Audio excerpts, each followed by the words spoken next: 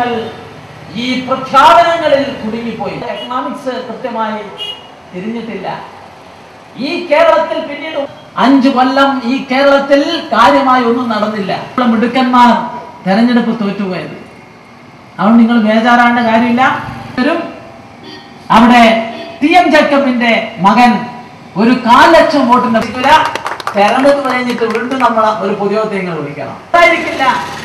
ഈ കേരള രാഷ്ട്രീയത്തിൽ നല്ല മാറ്റം വരും എന്നാണ് ഈ സന്ദർഭത്തിൽ എനിക്ക് പറയാനുള്ളത്. ഇവിടെ നമ്മുടെ ജനാധിപത്യവും നമ്മുടെ മതേതരത്വവും വമ്പിച്ച വെല്ലുവിളികൾ നേരിടുകയാണ്. ഇപ്പൊ ജനാധിപത്യത്തിന്റെ പുതിയ ചില സംരക്ഷകരായി ചില പുതിയ ആളുകൾ രംഗത്തിറങ്ങിയിരിക്കുകയാണ്. അണ്ണാ ഹസാര മുതൽ സഖാവ് ജയരാജൻ വരെ. അണ്ണാ ഹസാരയുടെ പാർലമെന്റിനേക്കാളും വലുതാണ് താനെന്ന അഹങ്കാരത്തെ കുറിച്ചോ അദ്ദേഹത്തെ പോലുള്ള അഭിനവ ഗാന്ധിയന്മാരുടെ പൊള്ളത്തരത്തെ കുറിച്ചോ ഒന്നും ഞാൻ പറയുന്നില്ല. ഗാന്ധി തൊപ്പി വെച്ച ഗാന്ധിയാവോ? കോങ്കണ്ണിക്ക് മീനാക്ഷിന് പേരിട്ടാൽ അതുപോലെയാണ് അണ്ണാ ഹസാരെ ഈ ഗാന്ധി തൊപ്പിയും വെച്ചിട്ട് ഇവിടെ രംഗത്തിറങ്ങിയിട്ടുള്ളത്. അണ്ണാ ഹസാരനെ പറ്റിയിട്ട് ഒരുപാട് വിശദീകരണം നമ്മുടെ ഡൽഹിയിൽ അണ്ണന്മാർ പറഞ്ഞതുകൊണ്ട്, നേതാക്കൾ പറഞ്ഞതുകൊണ്ട് ഞാനതിന്റെ വിശദാംശങ്ങളിലേക്ക് കടന്നു പോകുന്നില്ല. നമ്മളൊരു അണ്ണൻ ഇപ്പോൾ ഇറങ്ങി പുറപ്പെട്ട് നമ്മളെ ജയരാജൻ കണ്ണൂരിൽ എന്നോട് തോറ്റ് പ്രകടനം നടത്താൻ പോയിട്ട് വാഹനത്തിന് നിൽക്കാൻ സ്ഥലമില്ല കേരളത്തിന്റെ റോഡുകളിൽ.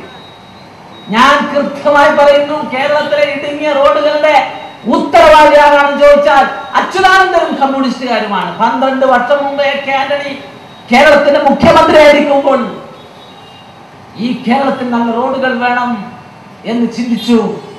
അതിനെ കൊഞ്ഞനം കാട്ടിയത് ആരാണ് എന്ന് നെഞ്ചത്ത് കൈവച്ച് ആലോചിക്കണം. എന്നിട്ട് ജയരാജൻ പറയാ ജനാധിപത്യം, പ്രകടനം, സ്വാതന്ത്ര്യം. ജയരാജൻ എന്തിനാണ് ജയിലിൽ പോയത്? കണ്ണൂരിലെ കാരണന്മാര് പറയാറുണ്ട്, ഒരു സാരോപദേശമുണ്ട്, മക്കളെ കക്കൂസ് മുറിച്ചിട്ട് ജയിലിൽ പോകാൻ പാടില്ല. ജയരാജൻ ജയിലിൽ പോയത് അതുപോലെയാണ്. ശുംഭൻ, തെണ്ടി, പുല്ല് എന്നൊക്കെ ജഡ്ജിമാരെ തെറി വിളിച്ചു. ന്യൂ ജനറേഷൻ സഖാക്കളെ പോലെ, സ്വരാജിനെയൊക്കെ പോലെ ടെലിവിഷൻ കാണുമ്പോൾ സമരം സ്റ്റാർട്ടാക്കുന്ന SFIക്കാരെ പോലെ ജയരാജൻ നിരന്തരമായി നമ്മുടെ കോടതിയെ ചീത്ത പറഞ്ഞു, ജഡ്ജിമാരെ ചീത്ത പറഞ്ഞു. ജയരാജൻ എന്താ ചെയ്യേണ്ടിരുന്നത്? ആ പാലോളി സഖാവിനെ പോലെ കോടതിയിൽ ചെന്ന് പഞ്ചഉച്ചമടക്കി മാപ്പ് പറഞ്ഞാൽ തീരുന്ന പ്രത്യേകമുള്ളൂ.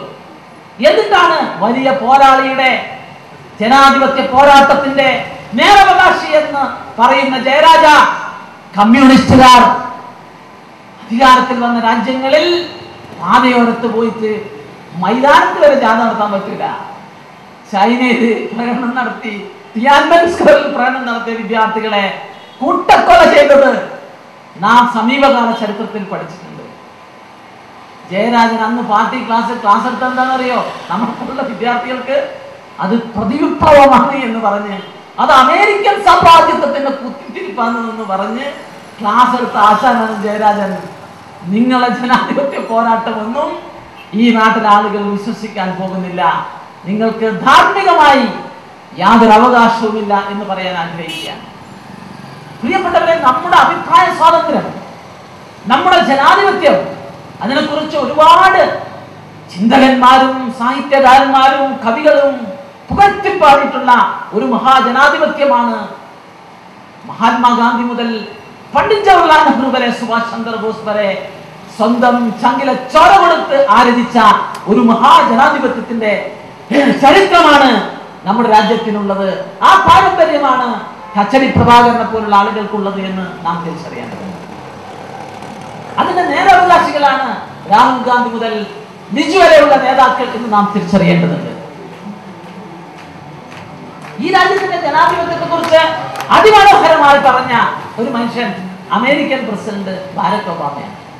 അദ്ദേഹം ഡൽഹിയിൽ വന്ന് പാർലമെന്റ് പ്രസംഗിക്കാൻ വേണ്ടിയിട്ട്, ഞാനെന്ന് ex-MP കമ്മ്യൂണിസ്റ്റ് പാർട്ടിയിൽ നിന്നൊക്കെ പുറത്തു പോയിരിക്കുക. അപ്പൊ ഞങ്ങള് MP ആയിട്ട് അവിടെ ഉള്ളപ്പോ അമേരിക്കൻ പ്രസിഡന്റുമാര് പലതും വന്നിട്ടുണ്ട്. പക്ഷേ ഞങ്ങളെ പ്രസംഗം കേൾക്കാൻ വേണ്ടി ആ പ്രകാശ് കാരാട്ട് വിട്ടിട്ടില്ല. പ്രകാശ് കാരാട്ട് അന്ന് അമേരിക്കൻ വിരോധമൊക്കെ പറഞ്ഞിട്ട് പാർലമെന്റ് സ്ട്രീറ്റിൽ പോയിട്ട് അമേരിക്കൻ പ്രസിഡന്റ് കോലം കത്തിക്കാൻ നമ്മളെ പറഞ്ഞയച്ച ആളുകളായി പ്രകാശ് കാരാട്ട്. അവസാനം ഒബാമ വന്നപ്പോ ഞാൻ XMP ആയി കോൺഗ്രസിലാണ്. എനിക്ക് ആ പ്രസംഗം കേൾക്കുന്നതിന് സ്വാതന്ത്ര്യമുണ്ട്.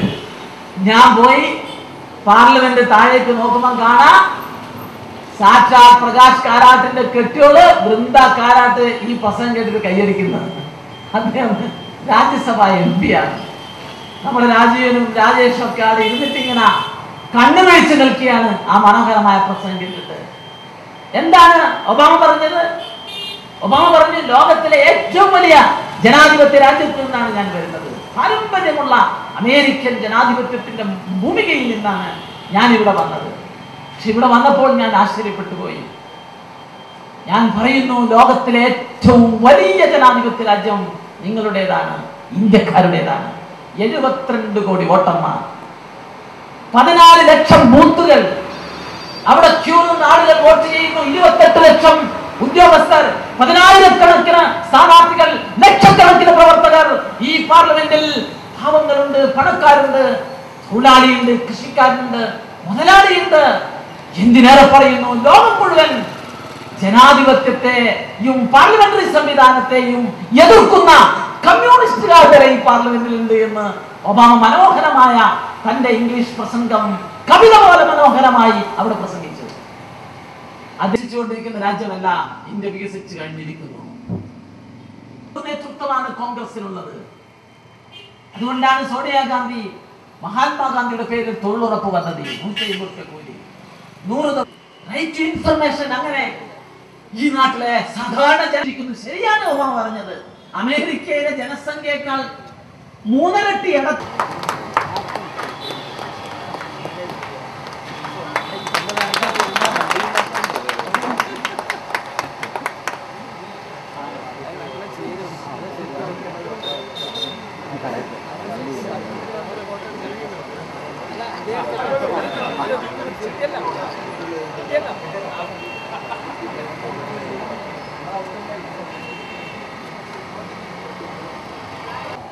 മണ്ഡലം കൺവെൻഷന്റെയും സ്വീകരണ സമ്മേളനത്തിന്റെയും ഉദ്ഘാടകനായി ബഹുമാന്യനായ ശ്രീ AP അബ്ദുള്ളക്കുട്ടി അവർ, CPM-ന്റെ മുൻ MP, ഒരു കാലഘട്ടത്തിൽ കണ്ണൂർ രാഷ്ട്രീയത്തെ അനവധി വർഷക്കാലം കണ്ണൂരിനെ കുത്തകയാക്കി നിർത്തിയിരുന്ന കോൺഗ്രസിൻ്റെ ബഹുമാന്യനായ നേതാവിനെ ശ്രീ മുല്ലപ്പള്ളി രാമചന്ദ്രനെ അട്ടിമറിച്ചെത്തി കേരള രാഷ്ട്രീയത്തിൽ അത്ഭുതക്കുട്ടിയായി വിശേഷിപ്പിക്കപ്പെട്ടിരുന്ന പഴയ CPM-ന്റെ ഒരു ഗോൾഡൻ ബോയ് എന്ന് വിശേഷിപ്പിക്കാവുന്ന ശ്രീ AP അബ്ദുള്ളക്കുട്ടിയെ തന്നെ ഇത്തരമൊരു യോഗത്തിലേക്ക് വിളിച്ചത് വ്യക്തിപരമായും സംഘടനാപരമായും വളരെ സന്തോഷം പകരുന്ന ഒന്നാണ്. കാരണം ഒരു കാലഘട്ടത്തിൽ CPM-ന്റെ പോസ്റ്റർ ബോയ് ആയിരുന്ന കേരളത്തിലുടനീളം കേരളത്തിലെ മതന്യൂനപക്ഷത്തിൽപ്പെടുന്ന ചെറുപ്പക്കാരെ CPM-ലേക്ക് ആകർഷിക്കുന്നതിനും DYFI എന്ന യുവജന പ്രസ്ഥാനത്തിൻ്റെ യുവജനങ്ങളോടുള്ള കാഴ്ചപ്പാടിന് ഉദാഹരണമായി CPM ഉയർത്തിക്കാണിച്ചിരുന്ന ശ്രീ AP അബ്ദുള്ളക്കുട്ടി, അദ്ദേഹം തന്നെ മുമ്പ് പറഞ്ഞതുപോലെ കാഴ്ചപ്പാടുകൾ വന്ന മാറ്റമാണ് അദ്ദേഹത്തെ ഇന്ത്യൻ നാഷണൽ കോൺഗ്രസിലേക്ക് അടുപ്പിച്ചത്.